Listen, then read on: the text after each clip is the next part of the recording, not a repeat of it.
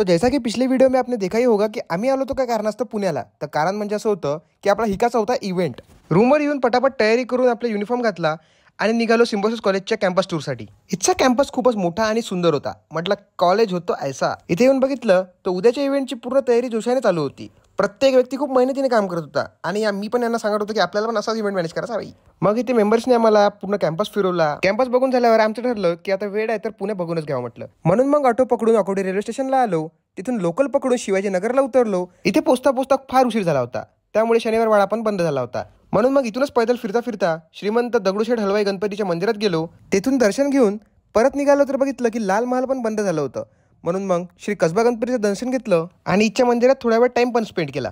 आणि इकडे बघा, जिकडे तिकडे सगळे जोडीनं बसले होते, त्यामुळे आमची मुलं म्हणत होते की भाई आपण पुण्यालाच थांबू, आता अमृत जाणं कॅन्सल करू। एवढं फिरल्यानंतर पोटातले कावळे जाम ओरडायला लागले होते। म्हणून मग इथे जेम कॉर्नरला पोटांच्या कावळ्यांना शांत केलं आणि कॉफी घेऊन थेट शिवाजीनगरच्या रेल्वे स्टेशनला आलो। तर चला भेटूया पुढच्या व्लॉगमध्ये।